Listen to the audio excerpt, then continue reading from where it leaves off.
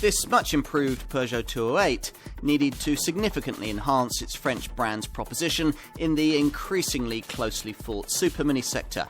It has. Smart to look at and smart to own, it offers class-leadingly frugal running costs, a more individual feel, and lots of clever high tech. In short, it's a small car with very big ideas.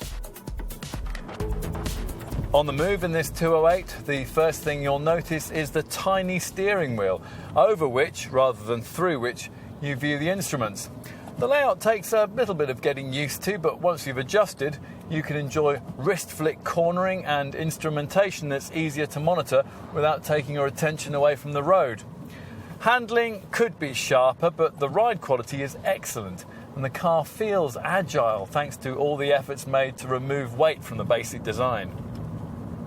As a result, performance seems eager, even if you opt for the base, normally aspirated petrol variants, a 68 brake horsepower 1 litre model and an 82 brake horsepower 1.2 litre derivative.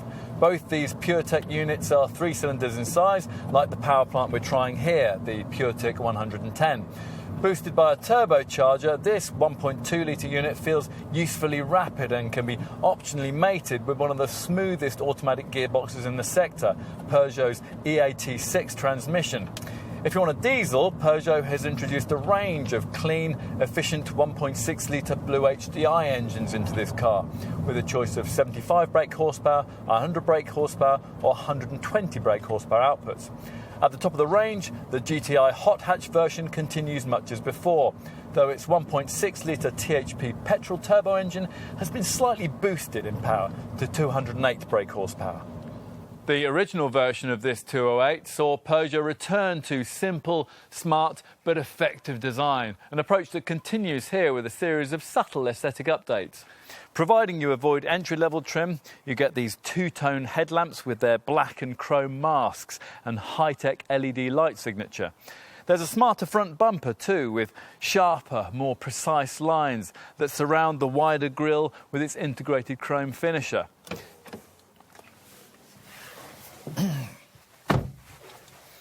Take a place in one of the very comfortable seats up front in what Peugeot rather pretentiously calls the i-cockpit, and 4 things are immediately apparent. Quality, lack of button clutter, the big centre dash LCD infotainment screen, and most notably the tiny steering wheel, above which, rather than through which, you're supposed to view the instruments with their finely sculpted needles. It's true that you might have to fiddle around quite a bit with the steering wheel adjustment until you get it to a point where it doesn't obscure your view of the gauges, and that's something that not everyone may be able to manage completely to their satisfaction. Do that though, and for most, the benefits will be well worth having, namely wrist flick steering feel and dials much closer to your line of sight on the roadway ahead.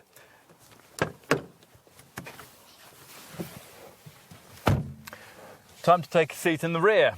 If that's something you or your passengers are going to be doing reasonably often, then you really need to find the extra money for this 5-door body style. Not only because this rear bench will be easier to get to, but also because the headroom on offer, once you're in place, is much improved. Out back, there's a 285 litre boot.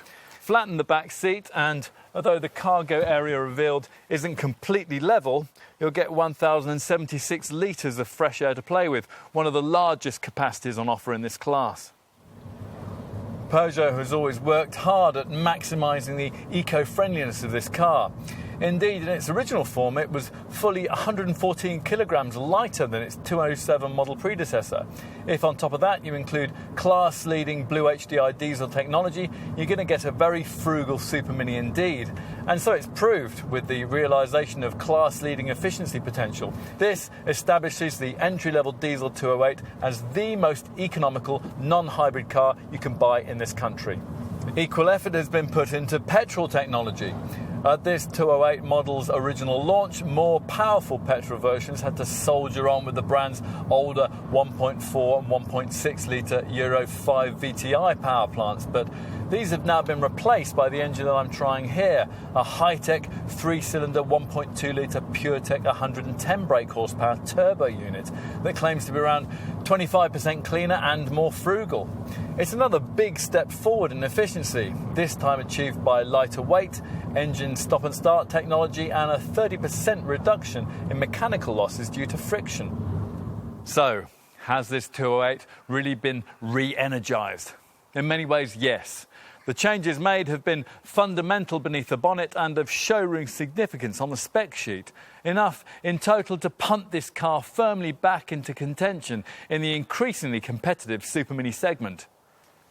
True, you'll be able to find yourself a sharper handling Super Mini than this, but chances are it'll have a harsher ride, a nastier cabin and higher running costs. Efficiency, indeed, is now a fundamental strong point right across the range, thanks to a move into impressive PureTech petrol and Blue HDI diesel technology that's now been completed as part of this model update. As a result, most will recognise that in this 208, Peugeot has finally brought us the Super Mini it was always capable of, a smart small car choice. In more ways than one.